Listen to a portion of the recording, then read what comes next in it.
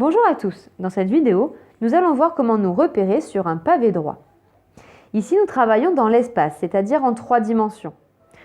Donc, chaque point de l'espace est repéré par 3 nombres qu'on appelle ses coordonnées, le plus souvent notés X, Y, Z.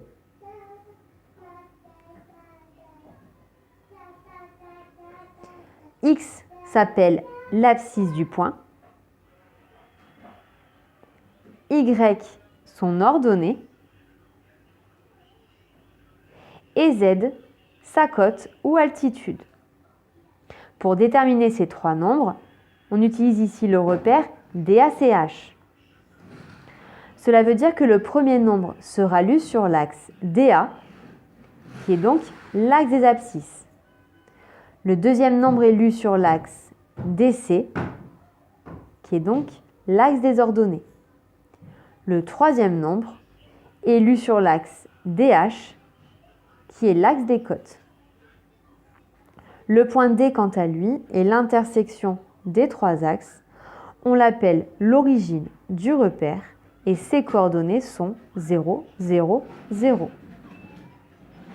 Pour tous les autres points, l'abscisse va correspondre au déplacement de D vers A, donc vers l'avant. L'ordonnée correspondra au déplacement de D vers C, donc vers la droite. Et la cote correspond au déplacement de D vers H, donc vers le haut. Commençons par déterminer les coordonnées du point A.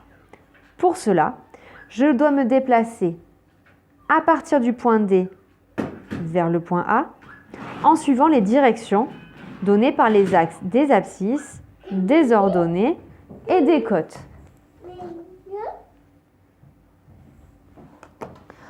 Donc pour aller de D vers A, je n'ai besoin que de me déplacer d'une unité sur l'axe des abscisses, donc mon abscisse est 1. Je n'ai pas besoin d'aller ni vers la droite ni de monter, donc les autres coordonnées sont 0.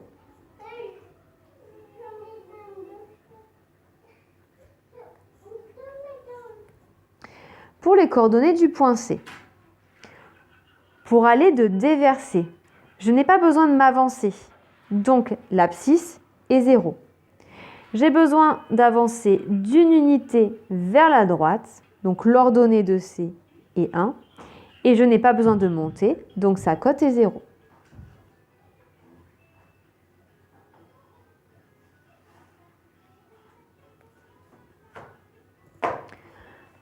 Pour le point H, pour me déplacer de D vers H, je n'ai pas besoin de m'avancer sur les abscisses, donc l'abscisse est 0. Je n'ai pas besoin d'aller vers la droite, donc l'ordonnée est 0. Je n'ai besoin que de monter d'une unité, donc la cote de H est 1.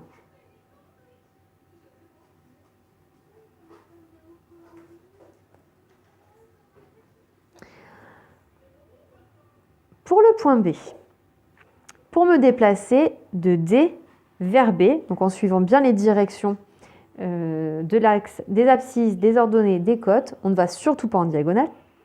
Donc pour aller de D vers B, j'ai besoin de m'avancer d'une unité sur l'axe des abscisses. L'abscisse est 1. J'ai besoin ensuite d'avancer d'une unité vers la droite. L'ordonnée est 1. Comme je n'ai pas besoin de monter, la cote est 0.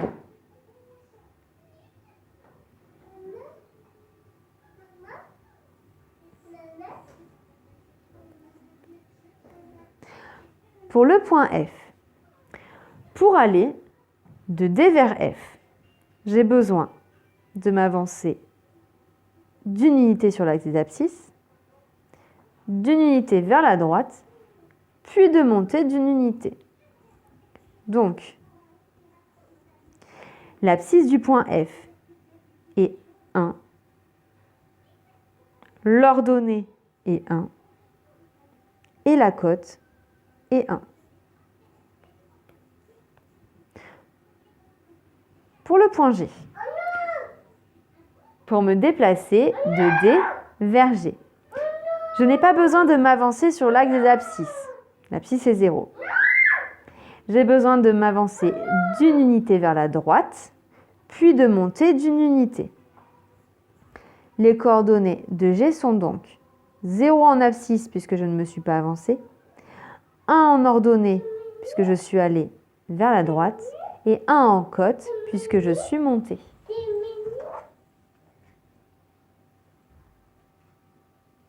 Passons au point M qui est un peu particulier. Pour me déplacer du point D au point M, je n'ai pas besoin de m'avancer sur l'axe des abscisses, donc l'abscisse est 0.